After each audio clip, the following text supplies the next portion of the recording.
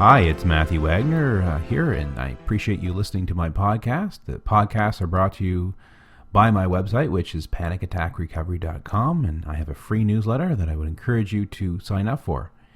And part of the ongoing podcast and a part of my newsletter is that I discuss natural things that can help with anxiety. Now, by natural, I'm not just referring to supplements, but rather I think that natural can be thought of as three broad categories. So, three broad categories really of taking care of yourself, if you will. So the three things are: 1, eating healthy; 2, doing healthy things; and 3, taking proper supplements. So today I would like to focus on a healthy thing that many people often overlook, but yet something that's very important. What am I talking about? Well, I want to start with a question. How many times have you heard that you should drink plenty of water? I'm thinking probably many times you've been either told this or heard this. At any rate, the great news really is that water is either free or quite inexpensive, and it's something you can start getting more of right away. Some medical doctors state that a person weighing, say, 200 pounds should be drinking about 8 glasses a day, and those weighing more or less need to adjust at least by a glass or 2. Of course, if one is taking medication, then he or she should discuss any sudden fluctuation of water levels with his or her doctor, because it could certainly affect it could certainly influence the effect that the medication is having. So definitely check that out with your doctor. Now, I'm not here to preach, but to me, drinking adequate amounts of water is very important. I can speak from personal experience because I started increasing my water intake a while back, and I noticed that I had more energy throughout the day, and I even would eat less, which was a good thing because I certainly had a few pounds I could lose. Overall, I felt better though. And, had I not been concentrating on what changes I had made, I may not have attributed this to the water at all. But it really started me thinking, this experience that is, really started me thinking about how important things are. And how important things like water are, but yet how overlooked they are. But I really wanted to ponder a little bit more on water, so I started thinking about things like, for people that are really ill, how many of them drink enough water? What if they did? For people that are constantly buying more supplements, or say trying the next health craze, how many of them drink enough water? Again, what if they did? How many doctors ask their patients how much water they're consuming when they present with a medical problem? If everyone were to consume enough water, would this impact sales for the pharmaceutical industry?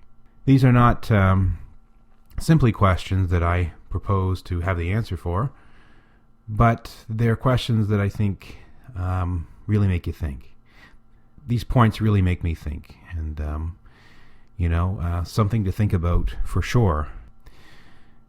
You see, for me, doing healthy things, such as consuming adequate amounts of water, again, going back to the principles I talked about, eating healthy, doing healthy things, taking proper supplements, are all part of a nice, I guess you'd say, strategy for anxiety, panic attack, but for overall wellness. You see, for me, I really believe that this can be a helpful thing for anxiety.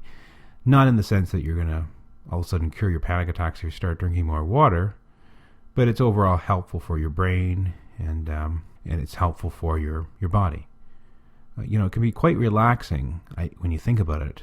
As an anxiety sufferer, it can be quite relaxing when you know that you're addressing your self-care, you're taking care of yourself, you're doing the healthy things.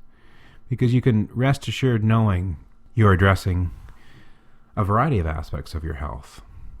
Because you see, many anxiety sufferers worry about their physical health, not just their mental health. So taking care of this area of health can be quite calming. It certainly was for me when I was overcoming my anxiety and panic attacks. At least it is reassuring, or it's one less thing to worry about if it's now being addressed. So if you weren't drinking enough water and now you start drinking enough water, or you start taking care of your physical health better than you weren't before, it's one less thing you need to worry about. So I think one simple message that I would like to close with is that you should honestly look at your own hydration levels to ensure that you are getting enough water. So I thank you very much for listening to another podcast, and I do hope you take care. For more information on panic attack recovery, recovery from agoraphobia and anxiety, please visit my website at panicattackrecovery.com and sign up for my free and continuous newsletter. Thank you.